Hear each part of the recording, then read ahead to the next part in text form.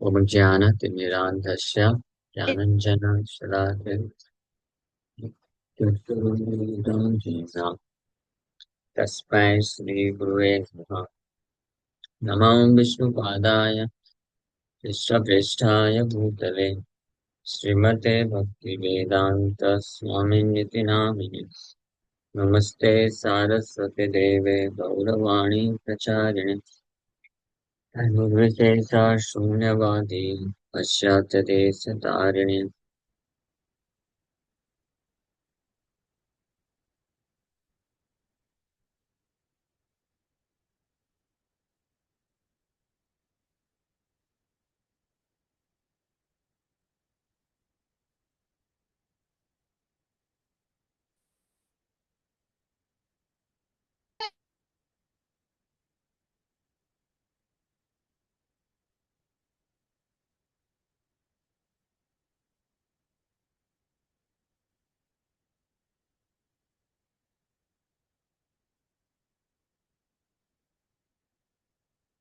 हरे कृष्णा। आप सभी भक्तों का हार्दिक स्वागत है आज के गौर कथा में। हम लोग चर्चा कर रहे हैं Shri Chaitanya Charitamrita Adi Lila chapter 17, youthful past tense of Shri Chaitanya Mahaprabhu. Mahaprabhu के युवावस्था के लीलाएं हैं, लीलाओं का वर्णन सुन रहे थे हम लोग। तो ये जो लीलाएं हैं इस अध्याय में कविराज गोस्वामी अनेकों लीलाओं का वर्णन कर रहे हैं, लेकिन बस एक दो प्यार में कर रहे हैं। और इन्हीं एक एक लीला का विस्तार से चैतन्य भागवत में एक एक अध्याय में वर्णन है। तो ऐसा समझ लीजिए कि इस अध्याय में एक एक दो दो प्यार में जो वर्णन किया जा रहा है वो पूरा का पूरा एक एक अध्याय है। तो इसलिए हम लोग इस पे ज़्यादा चर्चा ना करके आगे बढ़ रहे हैं, क्योंकि चैतन्य भागवत में ऑलरेडी हम लोग इसके ऊपर विस्तार से चर्चा कर रहे हैं। तो यहाँ पे जितना वर्णन है उतना ही चर्चा कर रहे हैं बस। तो भक्तगण ने प्रभु नाम महिमा कहिला, सुनिया पटुया ताहा अर्थवाद कैला। सो महाप्रभु एक बार नाम महिमा का वर्णन कर रहे थे अपने स्टूडेंट्स के साथ, लेकिन नाम की महिमा के ऊपर चर्चा कर रहे थे। बट अनफॉर्चुनेटली उसमें एक नास्तिक स्टूडेंट था कोई, तो उसको नाम की महिमा पे पूर्ण विश्वास न होने के कारण वो अर्थवाद अर्थवाद मीन्स नाम के बल पे पाप बोलते हैं। वो हरि नाम नहीं, नाम के बल पे पाप नहीं, अर्थवाद मतलब कि नाम जप करने से भौतिक लाभ मिलता है। तो महाप्रभु जब ये सुने तो नामे स्तुतिवाद सुनी प्रभुरा हैला दुखा, सवारे निषेधिला यार न देखिए हम मुखा। महाप्रभु बोल दिए स्पष्ट कि जब इस प्रकार से हरिनाम की महिमा का गलत व्याख्या कर रहा था एक विद्यार्थी, तो महाप्रभु सब अपने बाकी स्टूडेंट्स को बोले बहुत दुखी होकर के कि इस विद्यार्थी का आज के बाद शकल भी नहीं देखने का। हाँ, don't even look at the face of such a student जो नाम के इस प्रकार से महिमा को वो करता है। आवाज नहीं आ रही? आ रही है आवाज तो कब से आ रही। अच्छा हाँ, तो आप इधर बैठ के सुनिए। हाँ, सेंटिंग तो बाद में। किसको कनेक्ट करके दे रहे हैं? किसको कनेक्ट करके दे रहे हैं?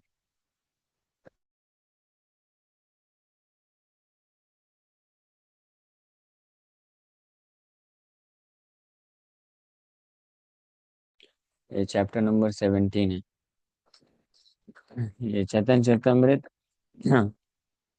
आदि Lila chapter 17।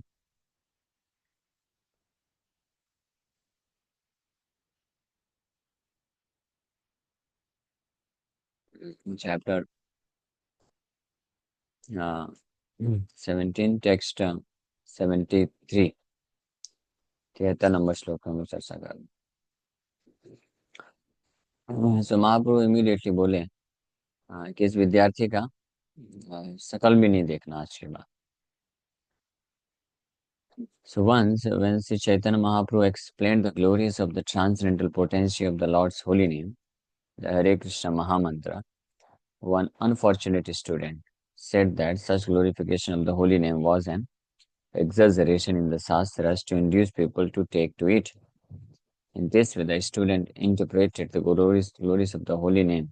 This is called Arthavad, and it is one of the 10 offenses at the lotus feet of the holy name of the Lord.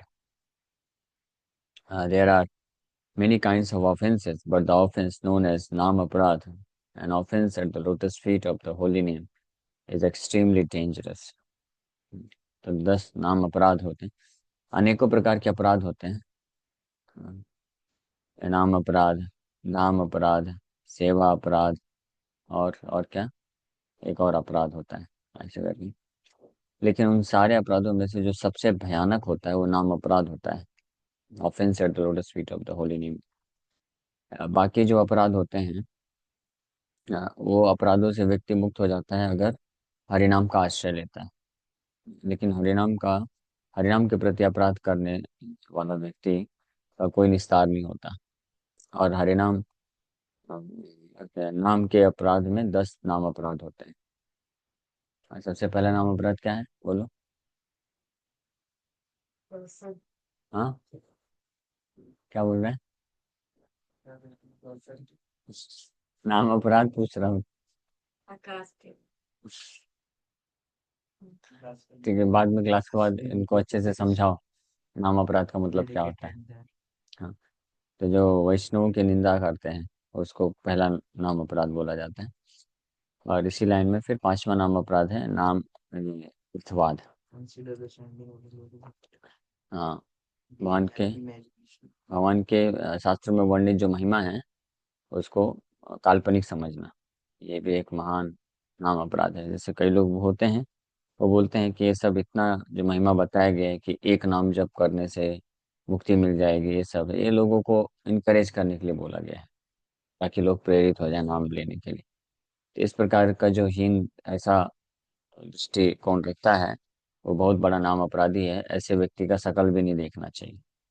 हाँ, so there are many kinds of offenses, but the offense known as nam aparad, an offense at the lotus feet of the holy name, is extremely dangerous. हाँ,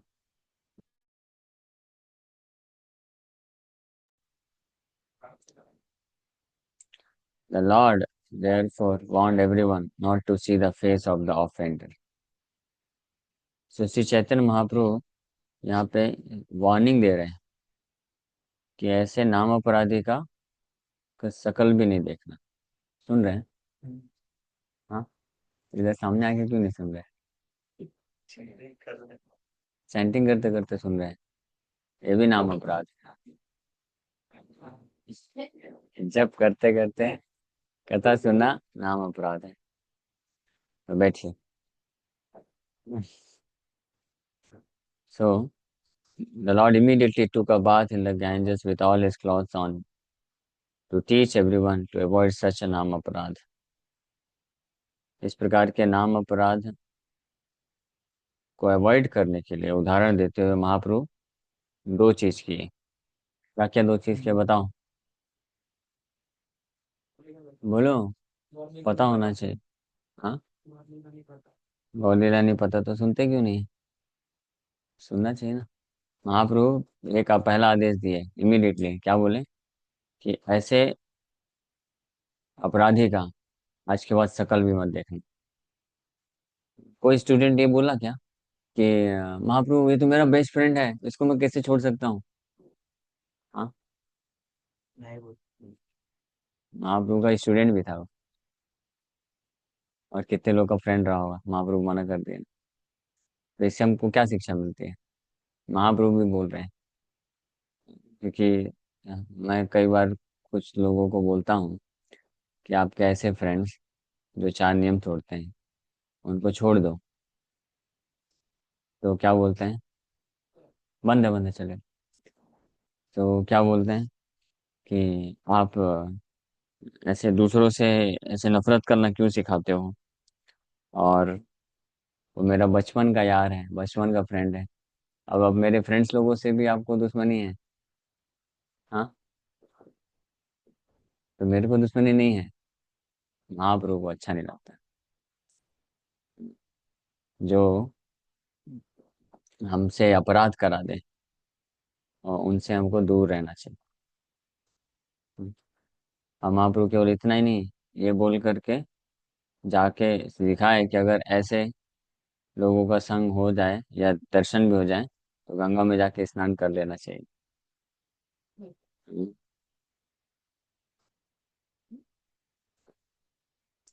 The holy name is identical with the supreme personality of Godhead. There is no difference between the person God and his holy name. This is the absolute position of the supreme personality of Godhead. Therefore, one who distinguishes between the Lord and his name is called a Pashandi, a non-believer, an atheistic demon. सोचिए, भगवान का नाम और भगवान में अंतर नहीं है। जो व्यक्ति भगवान के नाम और भगवान में अंतर देखता है उसको पाखंडी बोलते हैं, नास्तिक या एथियस्टिक डीमन। और ऐसे व्यक्ति का कभी भी संग नहीं करना चाहिए। केवल प्रचार के उद्देश्य से हम प्रचार कर सकते हैं, यानी संग दे सकते हैं, संग लेना नहीं। मतलब आप गीता के बारे में महिमा ये सब बता सकते हैं, उससे फ्रेंडशिप नहीं करना है, और उसके बातों को सुनना नहीं है, स्वीकार नहीं करना है। लेकिन जो मीन्स प्रचार में नहीं है तो वो लोग निश्चित रूप में फंस जाएंगे। तो इसलिए ये एक बहुत ही स्ट्रिक्ट प्रिंसिपल है कि नॉन डिवोटीज से हमारा कांटेक्ट केवल और केवल वर्क रिलेटेड रिलेटेड होना चाहिए। वो भी जितना नेसेसरी है।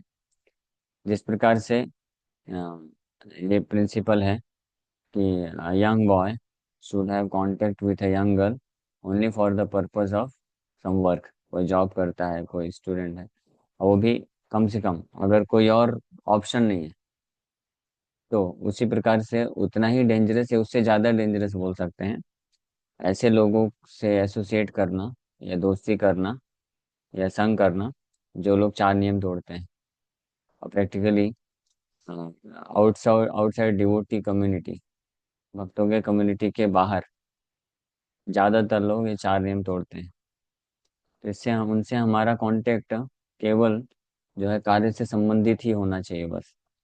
बाकी उनसे ज़्यादा घुलना मिलना नहीं चाहिए, उनसे ज़्यादा बातचीत नहीं करना चाहिए, हार्ट शेयरिंग तो बिल्कुल नहीं करना चाहिए। आपके मन में कुछ तकलीफ चल रही है तो आप किसी नॉन डिवोटी फ्रेंड के पास जाएंगे हार्ट शेयरिंग करने के लिए, भले ही टेम्परेरी सुकून मिल जाएगा, अच्छा लगेगा, मेरा बचपन का याद है।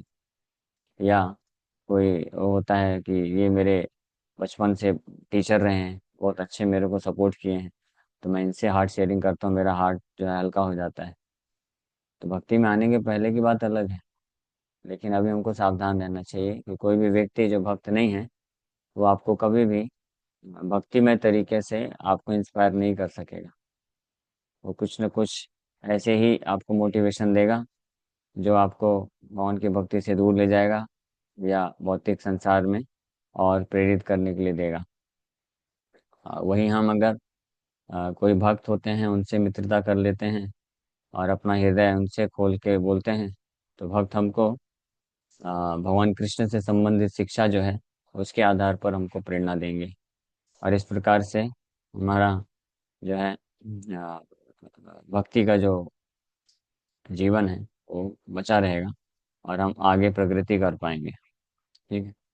आप में से कितने भक्त लोग इस बात को स्वीकार करते हैं, हाथ ऊपर करिए तो, कि अगर हम अपना हृदय का हार्ट शेयरिंग किसी नॉन डिवोटी के साथ करते हैं तो हम जो है भक्ति पथ से विचलित हो सकते हैं। हाँ, सब कुछ देख के हाथ ऊपर कर रहे हैं। अच्छा, अगर विश्वास नहीं है तो आप करके देख सकते हैं। ये बहुत नॉन डिवोटी एसोसिएशन बहुत पावरफुल होता है, जिस तरह से साधु संघ पावरफुल है ना, साधु संग, साधु संग सर्वशास्त्र का है, लव मात्र साधु संग सर्व सिद्धि है। उसी प्रकार से असाधु संग, असाधु संग, असाधु संग सर्वशास्त्र का लव मात्र साधु, असाधु संग सर्व दुर्गति है, सर्वनाश है। ये सेम है। ठीक है, ये हम नहीं बोल रहे हैं, महाप्रभु बोल रहे हैं। महाप्रभु इतने बार ये शिक्षाएं दिए हैं अपने भक्तों को। असत्संग त्यागात वैष्णवाचार। असत्संग, हाँ, ये स्त्री संगी एक असाधु कृष्ण अभक्त आर। ये दो प्रकार के असत्संग होते हैं। जो ये दो प्रकार के असत्संग को नहीं त्यागेगा, वो निश्चित रूप में, निश्चित रूप में क्या हो जाएगा? He will be doomed. उसका पतन हो जाएगा। माया ऑलरेडी बहुत पावरफुल है, और उसके ऊपर से अगर कोई ऐसे असत्संग का असत्संग करता है, तो वो प्रेरित हो जाएगा। हमारे हृदय में वैसे ही प्रेरणा है ना, बहुत पैसा कमाने की, पूरे संसार में घूमने की, इंद्रिय भोग करने की प्रेरणा है कि नहीं है? और ऐसा प्रेरणा को प्रेरित करने वाले लोग अगर आएंगे, तो हम अपने आप को कैसे रोक पाएंगे? रोक पाएंगे क्या? ये पॉसिबल नहीं हो पाएगा। हम फंस जाएंगे। तो इस पे विश्वास होना चाहिए। महाप्रभु भगवान की वाणी है, कम से कम भगवान पे तो विश्वास होना चाहिए। और अगर किसी को मान लीजिए लगता है कि नहीं नहीं, मैं इतना वल्नरेबल नहीं कि मेरा कोई ऐसे भक्ति से पतन करा सके, मैं क्या, मेरे को ऐसा हरा गहरा नथु गहरा समझें क्या? मैं इतना हल्का समझे कि मेरे को कोई भी उठा के फेंक देगा किसी भी डायरेक्शन में? तो अगर किसी को ऐसा लगता भी है, पहली बात तो ऐसा लगना नहीं चाहिए। उनको हमेशा क्या सोचना चाहिए? हाँ, हाँ, हमको हमेशा सोचना चाहिए कि हम माया में कभी भी गिर सकते हैं। हाँ, जो लोग ऐसा सोचते हैं वो हमेशा बचे रहते हैं। और जो सोचते हैं माया कैन नॉट टच मी, तो वो माया में गिरते नहीं है वो लोग। हाँ, नहीं, माया में ही है। ऑलरेडी जो माया में है, वो ऐसा सोचता है कि Maya can not touch me. I openly declare, openly challenge Maya. तो ऐसा गलत फहमी में कभी नहीं रहना चाहिए। तो महाप्रभु अपने अनेकों उदाहरण से शिक्षा दिए हैं। जब मुकुंद, मुकुंद महाप्रभु के बहुत महान भक्त थे, मालूम है ना? हाँ, मुकुंद दत्त उनके सहपाठी भी थे। और महाप्रभु उनके कीर्तन को सुन करके भाव में आके रोते थे, नाचते थे। और मुकुंद को महाप्रभु बोले कि आप मेरे बहुत ही अत्यंत प्रिय पार्षद हो। महाप्रभु ये बोले।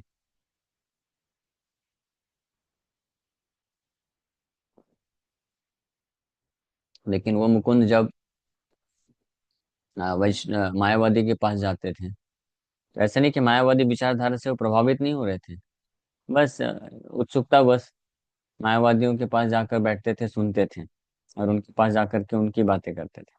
तो फिर वैष्णव के पास आते थे, महाप्रभु से पूरी तरह से अटैच थे, महाप्रभु के ही भक्त थे। लेकिन महाप्रभु को जब पता चला तो इमीडिएटली उनको रिजेक्ट कर दिया। बोले कि वो मुकुंद के बच्चे को बोल दो आज के बाद मेरे पास ना आए। तो मुकुंद जो है, महाप्रभु को ये नहीं बोले क्या महाप्रभु, मैं आपको छोड़ के थोड़ी ना जा रहा हूँ, आप ही मेरे लिए सब कुछ हो। वो लोग तो मेरे ठीक है बचपन के मित्र हैं, तो थोड़ा समय उनके साथ बिता लेता हूँ, तो इसका मतलब थोड़ी ना कि मैं आप आपके शिक्षाओं को नहीं पालन करता हूँ। ऐसा मुकुंद नहीं बोले। हाँ, भक्त लोग, महाप्रभु जब भक्त लोग पूछे कि महाप्रभु वो सुधर जाएगा, आप माफ कर दीजिए, वो आपका बहुत महान भक्त है, वो मायावादी लोगों से भले मिला है, लेकिन उनकी बातों से वो कन्विंस नहीं है, तो आप उसको दर्शन दीजिए। तो महाप्रभु बोले नहीं, उसको बोल दो कभी मेरा दर्शन नहीं प्राप्त कर सकता है। इन भक्तों के बहुत रिक्वेस्ट करने पे फिर जब भक्त लोग पूछे कि आप कब कृपा करेंगे, तो महाप्रभु बोले उसको बोलो 10 लाख जन्म के बाद है। हाँ, 10 लाख जन्म के बाद मैं उसको दर्शन दूंगा। तो भक्त लोग बड़े उदास हो गए, मायूस हो गए। फिर मुकुंद को बताया तो मुकुंद बहुत खुश हो गया फिर भी, कि 10 लाख जन्म के बाद तो महाप्रभु वापस से स्वीकार करेंगे।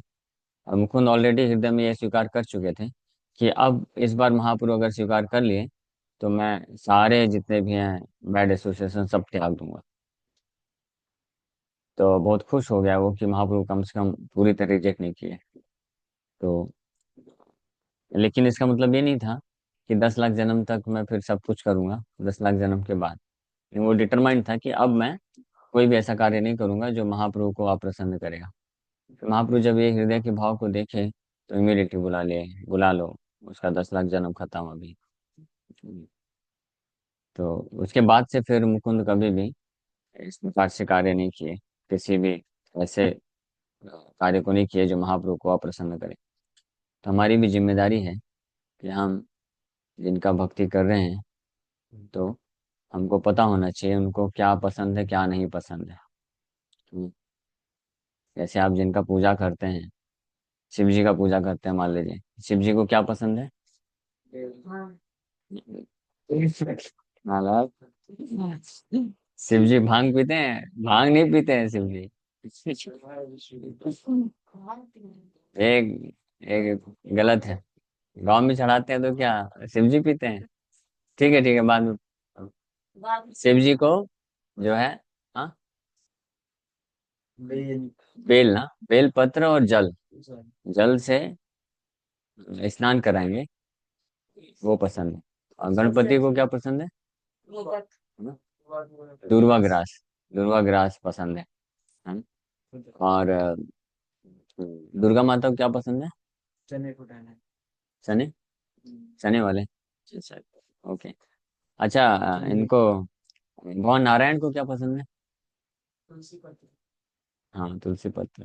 हाँ, भगवान नारायण जो है वो अ, अच्छा डेकोरेशन, श्रृंगार थे। जैसे बालाजी का देखिए कैसे, बालाजी को बहुत सारे गार्लैंड पसंद है। हाँ, और कृष्णा कृष्ण कृष्णा जो है स्तुति प्रिय है, स्तुति प्रिय। हाँ, और शिव जी जल प्रिय है, उनको बस जल अर्पण कर दो वो खुश हो जाएंगे। गणपति को दुर्वा ग्रास अर्पण कर दो खुश हो जाएंगे। तो इसलिए हम जिनका पूजा करते हैं उनको क्या पसंद है उस हिसाब से करना चाहिए ना, हम सेवक हैं। हाँ, हाँ। तो उसी प्रकार से हम किनके फॉलोवर माने जाते हैं? कृष्ण के हैं, हाँ। किसके फॉलोवर माने जाते हैं बताओ? हाँ, हम लोग चैतन्य महाप्रभु की धारा में हैं। और फिर चैतन्य महाप्रभु की भी धारा में ये जो ये लिख रहे हैं ना, षड गोस्वामी, फिर ये गुरु शिष्य परंपरा ऐसे है। प्रभुपाद, है ना, प्रभुपादानुगत, रूपानुगा एंड गौरानुगा। चैतन्य महाप्रभु गौड़ी वैष्णव मतलब चैतन्य महाप्रभु के फॉलोअर। जो विष्णु के भक्त होते हैं उनको वैष्णव बोलते हैं। शिव जी के भक्तों को क्या बोलते हैं? शैव, शैव बोलते हैं। और दुर्गा के भक्तों को क्या बोलते हैं? शाक्त। गणपति के भक्तों को क्या बोलते हैं? गाणपत्य। और कृष्ण के भक्तों को क्या बोलते हैं? पार्षण। और गौड़ी किसको बोलते हैं? स्पेसिफिकली श्रीमती राधा रानी के भक्तों को गौड़ी बोलते हैं। और चैतन्य महाप्रभु वही सिखाए, श्रीमती राधा रानी के भक्तों को गौड़ी वैष्णव बोला जाता है। तो चैतन्य महाप्रभु को जो प्रसन्न करने का इच्छा रखते हैं तो उनको जो पसंद है वो करना चाहिए, जो पसंद नहीं है वो नहीं करना चाहिए। अच्छा, आपको नहीं पसंद है, आपको ज्यादा नमक नहीं जमता प्रभु जी, तो मैं अगर आपका सेवा करना चाहता हूँ तो मैं ज्यादा नमक डालूंगा? नहीं, कम डालूंगा। आपको मसाला मिर्चा नहीं पसंद है, ठीक है, नहीं डालूंगा। ऐसे ही करेंगे ना, ऐसा थोड़ी ना कि और डाल देंगे। तो इसी प्रकार से महाप्रभु, आपको नहीं पसंद है क्या नॉन डिवोटी एसोसिएशन? ठीक है, अभी छोड़ देता हूँ, इसमें कौन सी बड़ी बात है, लाओ मोबाइल लाओ भाई, सब डिलीट कर देता हूँ, खत्म बात। हाँ, महाप्रभु आपको नहीं पसंद है क्या कि मैं अपोजिट जेंडर के साथ एसोसिएशन रखूं किसी भी प्रकार का? हाँ, नहीं पसंद है, सोचना भी नहीं। अच्छा, ठीक है, तो मैं बिल्कुल नहीं करूंगा। अब देखिए, सोचने का तो कैसा है, मैं बहुत पतित हूँ, आप कृपा करिए, मैं प्रयास करूंगा पूरी तरीके से। तो ये सोचने के स्तर पे महाप्रभु थोड़ा सा डिस्काउंट दे सकते हैं, हम लोग के लिए, हाँ। अपने पार्षद को महाप्रभु उस स्तर पे भी नहीं छोड़े, मालूम है ना। छोटा हरिदास, छोटा हरिदास का एग्जाम्पल इस बात का प्रमाण है। What to speak of physically associating or talking, Mahaprabhu even rejected छोटा Haridas. He simply thought something little bit, वो भी कुछ समय के लिए बस, थोड़ा सा उनका विचार कुछ ऐसा हो गया था, तो महाप्रभु को तुरंत पता चल गया, महाप्रभु रिजेक्ट कर दिए। हाँ, तो हमारा अभी वो रिजेक्शन प्राप्त करने का क्वालिफिकेशन नहीं है, इसलिए नहीं करेंगे महाप्रभु। लेकिन हाँ, जो प्रभुपाद जी ने जो दिया है वो हमको स्ट्रिक्टली पालन करना पड़ेगा। ठीक है। महाप्रभु तो उन लोगों को रिजेक्ट कर देते थे जो 64 राउंड्स नहीं करते थे। लखपति, लक्षेश्वर, लक्षेश्वर के यहाँ ही मैं खाऊंगा बस। सब भक्त लोग उदास हो गए, लक्षेश्वर, अरे हम तो 1000 पति भी नहीं, हमारा क्या होगा। तो महाप्रभु बताए, लक्षेश्वर मतलब जो लाख नाम जप करता है उसको लक्षेश्वर बोलते हैं। हाँ, तो फिर भक्त लोग खुश हो गए, हरि बोल, क्योंकि सब भक्त लोग लाख नाम जप करते ही थे। ये लाख नाम पता है मिनिमम था, जैसे हमारे लिए अभी प्रभुपाद जी ने दिया 16 राउंड्स मिनिमम, तो महाप्रभु ने लाख नाम मिनिमम कैटेगरी डाला था अपने एसोसिएट्स के लिए, पर्सनल एसोसिएट्स के लिए। बाकी फिर एक्सटर्न बाहर से प्रचार करते थे, इंस्पायर करते थे। लेकिन अगर कोई उनके पर्सनल सर्कल में आना चाहता है, यानी जिनके जिनके जिनका नाम महाप्रभु अपने पर्सनल डायरी में लिख के रखेंगे फर्स्ट लिस्ट में, और जिनके घर में जाकर के महाप्रभु खाने खाने खाएंगे, हाँ, उनका निमंत्रण स्वीकार करेंगे, तो वो केवल वही लोग थे जो लाखपति होते थे, लाख नाम जप करते थे, यानी दिन में 64 माला जप करते थे। हाँ। और श्रील भक्ति सरस्वती ठाकुर प्रभुपाद भी बोलते थे जो 64 माला जप नहीं करता है वो पतित है, इज अ फॉलन सोल। लेकिन श्रील प्रभुपाद जी हमारे ऊपर इतनी विशेष कृपा करके वो स्टैंडर्ड को 16 माला तक लेके आए। हाँ, और कुछ नियम हमको दिए, तो कम से कम हमको वो तो स्ट्रिक्टली पालन कर लेना चाहिए ना। नहीं तो फिर क्या होप है, कोई होप है फिर कोई होप नहीं। फिर हमारा होप केवल एक ही जगह है, कहाँ है, फिर भी एक होप है, बताओ, सोचो सोचो, जिसका होप कहीं नहीं है। हाँ, वो एक गाना गाते हैं ना, जिसका ना तो कोई ना है नहीं, उसके नाथ भोलेनाथ, देखा रहा नाथ, ऐसे करके वो हमारे वहाँ गाना चलता है। जिसका कोई नाथ नहीं उसके नाथ भोलेनाथ है। तो वैसे जिसका कोई आशा नहीं इस संसार में, मतलब भक्ति में, उसका एक जगह है, वो वो है माया देवी। माया देवी सबको आश्रय देते हैं, तो हम तो ऑलरेडी माया देवी के आश्रय में, माया जगत में, है ना। आगे इधर से निकलना है, तो जो स्टैंडर्ड कुछ बताया गया उसको हमको पालन करना चाहिए। पालन करने में डिफिकल्टी है क्या, बहुत कठिन है? पक्का नहीं कठिन है, तो फिर क्यों नहीं कर पाते? हाँ। सो ये महाप्रभु, therefore one who distinguishes between the Lord and his name is called a partially a non-believer, an atheistic demon. Glorification of the holy name is glorification, Hari बोल। आप सुनो नहीं तो बाहर जाओ, बाकी लोग को डिस्टर्ब मत करो।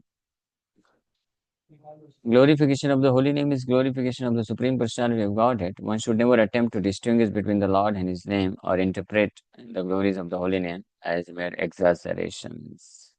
ठीक है, हमेशा ध्यान रखिए, भगवान के नाम का अगर कोई एग्जैजरेशन समझता है महिमा को, तो वो इमीडिएटली पार्शनली समझ आता है। भले ही नाम जप करता हो, लेकिन हरे हरे नाम की महिमा को स्वीकार नहीं करता है, सा पार्शनली भवेद ध्रुवम। सो नामे स्तुति बात सुनी प्रभु रहिला दुख, महाप्रभु को दुख होता है।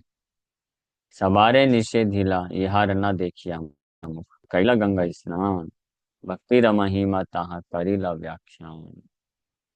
Without even removing his garments, Lord Chaitanya took a bath in the Ganges with his companions. There he explained the glories of devotional service. नाम अपराध सुन लिया एक व्यक्ति के मुख से, महाप्रभु ने इंस्ट्रक्शन दिए कि अब इसका मुख वापस कभी नहीं देखने का, और गंगा में कपड़े के साथ स्नान करके भक्ति की महिमा का वर्णन किए, जो अपराध हो गया है उसको, उससे निकलने के लिए। हाँ, तो इसलिए अगर जाने अनजाने में हमसे नाम अपराध हो जाता है, तो हमको फिर नाम महिमा किसी ऑथराइज डिवोटी के साथ के पास जाकर के श्रवण कर लेना चाहिए अच्छे से। तो फिर नाम अपराध वो नष्ट हो जाता है। ज्ञान कर्म योग धर्म नहीं कृष्ण वसा, कृष्ण वसा हेतु एक प्रेम भक्ति रसा। By following the paths of speculative philosophical knowledge, fruitive activity, or mystic yoga to control the senses, one cannot satisfy Krishna, the Supreme Lord. Unalloyed devotional love for Krishna is the only cause for the Lord's satisfaction. So, ज्ञान, कर्म, योग, ये तीनों को पालन करने से व्यक्ति कभी भी कृष्ण को संतुष्ट नहीं कर सकता है। लेकिन केवल कृष्ण वश हेतु एक प्रेम भक्ति रसा, केवल प्रेम भक्ति के द्वारा ही कृष्ण को पूर्ण रूप से व्यक्ति संतुष्ट कर सकता है या वश में कर सकता है। ये भगवान कृष्ण स्वयं बोलते हैं। अब भगवान ही बोल रहे हैं तो अब कौन ऑब्जेक्शन कर सकते हैं? किसी के माई के लाल में शक्ति है ऑब्जेक्शन करने के लिए? हाँ, बोल सकते हैं, ऐसे कैसे आप बोल दिए कि अगर भक्ति नहीं किया तो कोई फायदा नहीं, यूजलेस, कोई सिद्धि नहीं मिलेगी। हम नहीं बोल रहे, भगवान बोल रहे हैं। भक्त्या माम अभिजानाति, गीता में बोले। और भागवत में बोलते हैं भक्त्या एकया हम, हाँ, ग्राह्य। और ये श्लोक उद्धव को भगवान बोलते हैं। हाँ, न साध्यति माम योगो, न सांख्यम धर्म उद्धवा, न स्वाध्याय तपस्त्यागो, यथा भक्तिर ममोर्जिता। तो भगवान बोलते हैं कि माय डियर उद्धव, हे मेरे प्रिय उद्धव, हाँ, कोई भी व्यक्ति neither through Ashtanga yoga nor through impersonal monism or an analytical study of the absolute truth, nor through study of the Vedas, nor through austerities, charity, or acceptance of sannyas, can one satisfy me as much as he by developing unlimited devotional service unto me. भगवान स्पष्ट बोल रहे हैं। हाँ, ये गीता में भी है, भागवत में भी फिलोसफी बहुत क्लियर है। लेकिन जो गीता भागवत नहीं पढ़ते हैं वो अनेकों प्रकार के ऐसे बिल्डरिंग फिलोसफी देते रहते हैं। हाँ, तो यहाँ पे तो भगवान यहाँ तक बोल दिए कि ना तो अष्टांग योग के द्वारा, अष्टांग योग समझते हैं क्या होता है? हाँ, क्या होता है? हाँ, अष्टांग योग बहुत जो है, हाँ, बहुत कठिन कार्य है। कलयुग में कोई नहीं कर सकता। रामदेव बाबा तो कर सकते हैं ना सर? हाँ, नहीं कर सकते, नहीं कर सकते। वो जो प्रिलिमिनरी स्टेजेस हैं, आसन, प्राणायाम, ये जो है प्रारंभिक अवस्थाएं हैं। अष्टांग योग ये स्टार्ट होता है यहाँ से, ये मिडिल वे भी नहीं है अभी। वास्तविक जो योग है ना, वो पता है कहाँ से प्रारंभ होता है? जब कोई यम नियम, आसन, प्राणायाम, प्रत्याहार ये अच्छे से एग्जीक्यूट कर लेता है, तो उसका मन जो है पूर्ण रूप से नियंत्रित हो जाता है, पूर्ण रूप से इक्विलिब्रियम में आ जाता है। वहां से फिर वास्तविक रूप में वो आध्यात्मिक प्रगति चालू करता है। तब तक सब भौतिकी है, कोई अर्थ नहीं है उसका, वो केवल शरीर, मैकेनिकल सिस्टम। तो ये यम नियम आसन प्राणायाम प्रत्याहार जो है, ये mechanical way of controlling the mind so that mind can be fixed upon the supreme Lord. एक मैकेनिकल तरीका है और ये बहुत पावरफुल ऐसे होता है। मन जो है बैलेंस हो जाता है, सारी भौतिक इच्छाओं से व्यक्ति मुक्त हो सकता है, ये यम नियम आसन प्राणायाम करके, प्रत्याहार। लेकिन इसको पूरा करना चाहिए। आज के समय में यम नियम आसन प्राणायाम प्रत्याहार पांचों चीजें कोई नहीं सिखाता है, केवल आसन और प्राणायाम बस। आसन प्राणायाम किया, शरीर हेल्दी हो गया, उसके बाद क्या करता है? सारे यम नियम तोड़ देता है, जाके पूरा सेंस ग्रेटिफिकेशन करता है अच्छे से। यम नियम का अर्थ क्या होता है? Do's and don'ts, sense control, mind control वहां से चालू हो जाता है। एनीवे, लेकिन ये जो योगा है ये करता है कई हजारों हजारों वर्षों तक, करने के बाद व्यक्ति को सिद्धि मिलना चालू होती है योगी को। तो भगवान बोल रहे हैं ऐसा सिद्ध योगी भी मुझे प्राप्त नहीं कर सकता है। हाँ, तो कोई क्वेश्चन पूछेगा, अरे ये क्या बात है, ये तो फिर हमको बेवकूफ बनाने जैसा हो गया। फिर शास्त्र में दिया क्यों है? तो इसीलिए दिया है ताकि जो सिंसियर नहीं है वो उधर भटक जाए। सिंसियर भक्तों का समुदाय जो है खाली रहे, अननेसेसरी वो नहीं चाहिए, मिक्सिंग नहीं चाहिए। लेकिन वो दिया है, उसका भी पर्पज है। क्योंकि जो लोग डायरेक्ट मेथड जो नहीं ले सकते हैं, तो उनके लिए ये मेथड है। तो ये करके जब शुद्ध होते हैं, सिद्धि की अवस्था में पहुंचते हैं, तो आत्म साक्षात्कार प्राप्त करते हैं जब, तब वहां से वो भक्तों का संग को अप्रिशिएट कर सकते हैं। वे भक्तों का, शुद्ध वैष्णव का संग, शुद्ध वैष्णव का संग जब प्राप्त करते हैं, तो वो भगवान के प्रति भक्त बन जाते हैं। जैसे चतुष कुमार का ऐसा हुआ। वो मुक्ति की अवस्था में थे, इसलिए जैसे ही एट्रीब्यूट, भगवान कृष्ण का एक एट्रीब्यूट के संपर्क में आए, भक्त बन गए। ऐसे सुखदेव गोस्वामी, वो भी मुक्ति की अवस्था में थे पूर्ण रूप से, और जैसे भगवान कृष्ण की गुणों का सुने भक्त भक्तों के मुख से, तो इमीडिएटली आकर्षित हो गए। तो वो उस स्टेज तक ला के खड़ा कर देता है, ये जितने भी मेथड्स हैं। लेकिन ये अपने आप में, ये जितने भी मेथड्स हैं, व्यक्ति को परम सिद्धि प्राप्त प्रदान नहीं कर सकते, भगवान कृष्ण को संतुष्ट नहीं कर सकते। तो जब भगवान ने अष्टांग योग को रिजेक्ट कर दिया, ज्ञान योग को रिजेक्ट कर दिया, तो फिर कर्म योग, कर्म को भी रिजेक्ट कर दिया। वो तो सबसे नीचे आता है।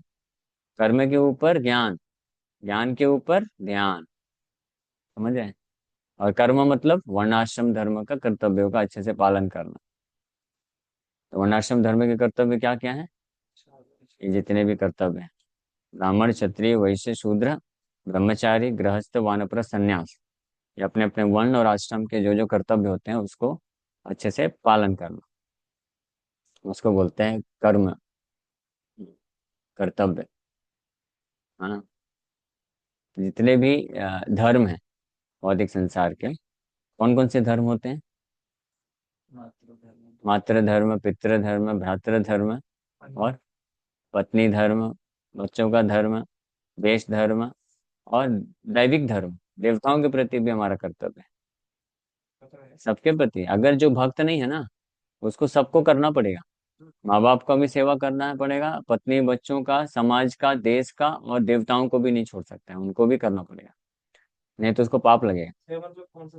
हाँ, जो भी विधि दी गई है कर्म कर्म करने की। हाँ, इसलिए वैदिक टाइम पे ये पंच पंच शून्य यज्ञ करते थे, हर गृहस्थ डेली ये पांच शून्य यज्ञ करता था, तब वो जो है इस कर्तव्य का पूर्ति कर पाता था। न केवल उनके प्रति, ऋषि मुनियों के प्रति भी हमारा धर्म है, अन्य जीवात्माओं के प्रति भी धर्म, इतने सारे धर्म हैं। तो ये सारे धर्मों को करने से हम पाप से बच जाते हैं और पुण्य प्राप्त करते हैं, और पुण्य के बल पे हम स्वर्ग इत्यादि लोगों को प्राप्त करते हैं। लेकिन ये सारे धर्मों को कोई कितना भी अच्छे तरीके से करता है, कृष्ण को प्राप्त नहीं कर सकते। वो पॉसिबल नहीं। कृष्ण को प्राप्त करना है तो एकमात्र तरीका क्या है? उनकी अहितु की भक्ति करना पड़ेगा, तब कृष्ण संतुष्ट होते, प्राप्त होते। तो यहाँ पे ये भगवान स्पष्ट यहाँ पे बता रहे हैं, न साध्यति माम योगो न सांख्यम धर्म उद्धवा न स्वाध्याय तपस्त्यागो, त्याग भी, संन्यास त्याग, सब कुछ त्याग दिया, भौतिक आसक्ति कोई नहीं, तो भी कृष्ण संतुष्ट नहीं होते। अरे ये तो कितना अच्छा है, इसको कोई आसक्ति ही नहीं है, सारे भोगों को त्याग दिया। हाँ, सही बात है, कृष्ण वो सबको त्याग दिया, आपको भी त्याग दिया हाँ, कुछ महान त्यागी लोग ऐसे होते हैं जिनको त्याग करने में इतना आनंद आता है कि सब त्याग देते हैं, घर बार, माँ बाप, पत्नी, बच्चे, देश, समाज, इंद्रिय तृप्ति, सब त्याग देते हैं। और इतना त्याग करने से इतनी आसक्ति हो जाती है कि कृष्ण को भी त्याग देते हैं। तो कृष्ण को नहीं त्यागना है जैसे एक बार अ, कृष्णानंद प्रभु एनआईटी कुरुक्षेत्र में जब प्रोफेसर थे, पढ़ाते थे, सेफ्रॉन में थे, लेकिन पढ़ाने जाते थे क्योंकि उस वक्त मंदिर फाइनेंशियली उतना स्टेबल नहीं था, तो रह जाते थे। तो बाकी प्रोफेसर लोग बहुत उनका गुणगान करते थे, बोलते देखो कितने महान हो, आपने सब त्याग दिया। तो बोले नहीं नहीं नहीं नहीं नहीं नहीं, मैं महान नहीं हूँ, मेरे से ज्यादा आप महान है। कहा है हम लोग महान है, हम तो इधर फंसे हुए हैं घर गृहस्थी के जंजाल में। नहीं नहीं, मेरे से ज्यादा त्यागी आप हैं। क्यों? तो बोले मैंने जो है कुछ चीजों का ही त्याग किया है ना। तो मैंने स्त्री त्याग दिया, मतलब विवाह नहीं किया, और पैसा त्याग दिया, ये संसार देश संसार त्याग दिया, तो क्या है, बहुत कुछ चीज है। तो मैंने सब कुछ पाने के लिए कुछ चीजों का त्याग किया है। कृष्ण सब कुछ है। लेकिन आप मेरे से बड़े त्यागी हैं। आपने कुछ चीजों को पाने के लिए सब कुछ त्याग दिया। कृष्ण सब कुछ है, तो जो कृष्ण को ही त्याग दिया कुछ चीजों को पाने के लिए, तो बड़ा सेक्रीफाइस है। आपको कैसा बड़ा सेक्रीफाइस करना है या छोटा? Very nice, good boy, intelligent. हाँ, छोटा सेक्रीफाइस कर लेंगे तो बहुत बड़े मिल जाएंगे कृष्ण, ये सब कुछ है। और छोटे चीजों को इस संसार की सेक्रीफाइस नहीं कर पाएंगे तो सब कुछ को त्यागना, हाथ धोना पड़ जाएगा। हाँ। जब प्रभुपाद जी श्याम सुंदर को जब जगन्नाथ जी के विग्रह बना रहे थे, तो ऐसे कार्विंग कर रहे थे, और जगन्नाथ जी के सिर में सिगरेट का पैकेट रखे हुए थे, बीच बीच में सिगरेट निकाल के पी रहे थे। वैसे क्या हो रहा है, वो पहले की बात है ना, एक साल ही हुआ था, जस्ट हिप्पी थे, तो भक्त बन गए। तो बस जी जगन्नाथ रथ यात्रा समय आया, बोले बनाओ जगन्नाथ, वो कारपेंटर थे तो बनाना चालू कर दिए। लेकिन आदत थी उनकी। तो रूपा जी दूर से देखे, अरे ये क्या कर रहा है, सामने आए, बोले you are so close to Krishna, आप कृष्ण के इतने नजदीक हो, कृष्ण को आप जस्ट प्राप्त कर ही रहे हो, ये बीच में एक सिगरेट का छोटा सा टुकड़ा क्यों रहा है? ये छोटे से एक सिगरेट के टुकड़े को अगर फेंक दो तो कृष्ण आपके हैं, सोचिए। हाँ, तो कौन मूर्ख व्यक्ति होगा जो एक सिगरेट के लिए कृष्ण को सैक्रिफाइस कर देगा? करेंगे? तो फिर क्यों कर रहे हैं? देखा, समझ ही नहीं पाए। हाँ, एग्जाम्पल में दिया, आप नहीं समझ पाए।